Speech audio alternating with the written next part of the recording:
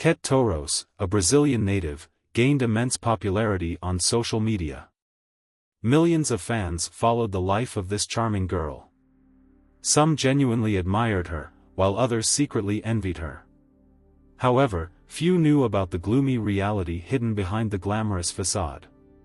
Ket was born on October 24, 1989, in northern Brazil, into a poor, dysfunctional family. Her father suffered from alcoholism. By the age of 12, the girl began to accentuate her appearance with bright red lipstick and got a stylish Coco Chanel-inspired haircut. Friends and acquaintances already predicted the young beauty's success in the modeling business, lavishing her with compliments. A few years later, hoping to earn some money, Ket sent her application to a modeling agency. She was immediately noticed and invited to a photo shoot. After receiving her first paycheck, the girl left her parents' home. And at 18, she had the opportunity to move to Europe, which Ket, of course, did not refuse. Hi, I'm Ket Toros, a model and actress. I currently work in Milan. I'm originally from Brazil. I consider myself a good person, so I always smile. In my opinion, life is beautiful, and we should constantly give a smile. Ket mostly modeled swimwear and lingerie. She was invited to photo shoots in South Korea and Colombia. Her career skyrocketed. The girl's photos appeared more and more often on the covers of glossy magazines. Later, the model moved to the USA, where she began attending celebrity parties. Once, Ket was spotted in the company of Leonardo DiCaprio. The Brazilian media attributed a romance to the couple, which allegedly lasted no more than a month. In 2013, Ket settled in a luxurious penthouse with a panoramic view of the Statue of Liberty in New York. Neighbors couldn't help but notice the young resident's designer clothes, expensive bags, and precious jewelry. It became clear that Ket had a wealthy patron. Close associates knew that the girl was dating a Russian oligarch who fully provided for her, renting out chic apartments. He showered Ket with expensive gifts, such as a diamond-studded watch. At first, she didn't reveal his name, only later starting to refer to him as Mr. A. Ket showed a photo of her benefactor to a close friend, who described him as an oddly-looking old man. However, no one had ever seen this man in person. Ket met with him in France, sailed on his yacht, and sometimes visited him in Russia. The girl confessed that she was in love with the billionaire and communicated with him daily by phone. Yet Ket was bored in New York. Meetings with the mysterious oligarch were infrequent. But the girl did not neglect other men who generously rewarded her for dates and affection. However, everything changed when Ket suddenly experienced health problems. She underwent an emergency surgery to remove her breast implants. The recovery was long and difficult. Ket lost the interest of men, her Russian patron stopped communicating, and other admirers vanished instantly. After the surgery, the model ended her runway career. An attempt to become an actress also failed. Connections with the Hollywood elite led Ket to become fascinated with ayahuasca, a hallucinogenic drink used by indigenous shamans to communicate with spirits. The girl attended ceremonies where people sat on the floor and sang songs. Ket's friends believed that it was after these rituals that the blonde began to lose her mind. She claimed that she had always possessed a prophetic gift, calling it her inner voice. Under the influence of ayahuasca, Ket believed in her own chosenness and uniqueness. It seemed to her that she was simply obliged to help other people. Ket's popularity on the internet skyrocketed. She created her own brand, teaching subscribers to lead a healthy lifestyle, attract love, money, and success, and fulfill any desires. On her page, the girl posted charming lifestyle-inspired photos, wrote motivational quotes, and gave advice. Ket demonstrated a carefree life filled with travel, followed by millions of followers. During this time, she was dating a young businessman named Ben, who helped develop her brand. Ket published a book titled The Voice. In it, she described her difficult childhood, and abuse, and how, overcoming all obstacles, she managed to escape poverty and achieve success. She wrote about how her dreams of wealth and a luxurious life became a reality. In 2017, Ket started personal consultations for women. She inspired her clients, gave useful advice, taught spiritual practices and self-care skills, and how to be in harmony with oneself. In advertising her services, Ket assured, "I can solve your problem and help you." Visitors to her profile found solace in these words. Toros' online sessions resembled therapy. She skillfully encouraged and supported women. The cost of one video call was about $150. Together with Ben, Ket visited various churches, studying religious practices. She was particularly fascinated by the famous Brazilian healer João de Deus, who was later accused and sentenced to 500 years in prison. Another idol of the girl was the American coach Tony Robbins. She dreamed of repeating his success. Anna, one of Ket's clients, recounted, "I came across Ket just when I was going through a painful exit from a toxic relationship. I already had a difficult childhood behind me.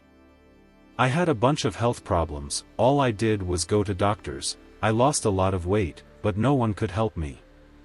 I lost hope. I thought my life was over. And it was at that moment that I found Ket, clinging to her like a straw." Anna was studying in Boston, Massachusetts. According to her, Ket convinced her to move to New York and become a household assistant. Toros wrote to the girl that she would take care of her cats, cook, clean the apartment, and perform other household duties. For this, she promised to pay $2,000 a month. Anna agreed. When she first entered Ket's apartment, she was horrified by the mess. Garbage and dirty clothes were everywhere. Cats urinated right on the hostess bed. It was evident that Ket was completely unsuited to everyday life and unable to handle even the most basic things. The apartment was constantly lit. Ket hardly slept. Silence was unbearable for her, so even when taking a shower, she called Anna to talk. The assistant could only nap when Ket went on dates with her regular suitors. The blonde would return late at night or early in the morning and immediately wake Anna up. Toros did everything possible to isolate the girl from the outside world, limiting her communication even by phone. Anna actually lived in Ket's apartment, working for her almost around the clock. However, she never received the promised $2,000 a month.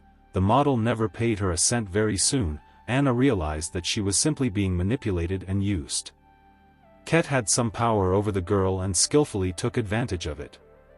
It took Anna 3 months to escape. However, Toros did not stop trying to get the assistant back, constantly calling and sending messages. Their toxic communication lasted for about a year. Anna was in constant fear, thinking about how to expose her former employer. But the girl was afraid of the consequences. Later, Anna realized that she was one of Ket Toros' first victims. In the summer of 2022, 32-year-old Ket moved to Texas with her 21-year-old fiancé Zach. The couple rented a large house with 5 bedrooms, but after a couple of months, they were evicted for non-payment of rent. Neighbors noticed Ket and Zach carrying boxes filled with broken voodoo dolls and dried herbs out of the house. Toros ordered these goods in large quantities and then resold them through social networks. By that time, she was already assuring her subscribers that with the help of magic, she could heal various ailments. The cost of her consultations doubled. During online sessions, Ket told clients that she communicated with otherworldly entities. She told Christians that she spoke with God, and atheists that she contacted the spirits of ancestors. Sometimes, a few days after the consultation, she would call back and claim that she had received a message from higher powers on how best to act in a particular situation. The girl assured that all who listened to the advice of her inner voice achieved success and happiness. And those who did not believe were in for terrible troubles. After moving to Austin, Ket and Zach rented another spacious house. At the same time, Toros intensified the search for new assistants. Once, She called her Brazilian client Desiree in tears, saying, "I feel sick, my health is deteriorating, I think I'm going to die soon. Please come to me in Austin. I want you to be by my side, I only trust you and Zach." The girls talked on the phone for 2 hours, and that same day Ket bought Desiree a ticket. The girl quit her job and flew to Austin. After that, Toros posted a message on social media about creating her own women's clan. In addition to Desiree, Ket managed to convince 2 more clients, 18-year-old Letitia and 20-year-old Sol, to move in with her. As soon as the beauties crossed the threshold of the house, the hostess would lead them to her sorcery room, where there was a large altar with candles and icons. Ket would kneel and pray for each girl, asking the angels for health and prosperity for them. Sol, who hides her real name, previously taught yoga and came to Ket from Boston. Toros promised to pay her for help in organizing the business and assured that she would receive a decent salary. Instead, Sol had to work as an ordinary housekeeper without receiving a cent for it. One day, Ket told the girl that she should go to a strip club and start dancing. Allegedly, that's where Sol would meet her future husband, with whom she would have a long and happy marriage. That's what the inner voice told her. Sol agreed. Desiree, on the other hand, flew to Ket from Brazil. Toros told her about her escort experience at Hollywood parties and about acquaintances with models who earned big money dating rich men. Then Ket informed Desiree that she had spent a considerable amount of money on her flight, accommodation, food, furniture, and even magical rituals. Now the girl had to work off this debt. Toros threatened to put a curse on her if she ran away. She persuaded Desiree to work at a strip club, giving all the money she earned. The girl danced every day and quickly became popular. "I had to strip completely in front of men and communicate with them. In 2 weeks, I earned $9,000, Desiree recounted. Ket took all the money and put it in a safe in her room. The girl's passport was also kept there. Toros convinced Desiree that she should not carry documents with her so that no one would find out about her illegal stay in the USA. Soon, Ket set a mandatory daily plan for her, at least $1,000 per shift. If the norm was not met, the hostess would not let the girl into the house, so sometimes she had to sleep on a bench. Desiree often fell ill, suffering from physical and psychological exhaustion.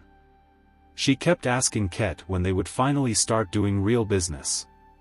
She evaded the answer, saying that Desiree had not yet worked off all the money invested in her. Toros claimed that she had to continuously perform witchcraft so that the girl could come to the USA without a visa. Meanwhile, Ket lived in the same house with her fiancé Zach and 3 assistants, Desiree, Letitia, and Sol. There were strict rules. The girls could not communicate with each other and leave their rooms without the hostess's permission. They were forbidden to say no to Ket and tell anyone about their life under her roof. The assistants had to unquestioningly follow all of Toros' instructions. When Desiree was finally allowed to leave the strip club, the girl had to meet men them for money instead. The same fate befell Letitia. The first to escape from Ket's house was Sol. She spent 42 days there and realized what trouble she had gotten into. The girl contacted her ex-boyfriend, who helped her get out of there. Sol was very afraid that Toros would find her and force her to return. After all, she had copies of her passport and driver's license with all her personal information. In addition, Sol knew that Zach had 6 pistols, so she feared that he could track her down and harm her. Meanwhile, Desiree and Letitia were still held captive in Toros' house. Ket created their profiles on dating sites and forced them to escort, demanding to bring in $3,000 a day. The girls were strictly forbidden to contact relatives and friends. Parents who knew that their daughters had gone to meet blogger Ket Toros and then disappeared turned to the police asking to find them.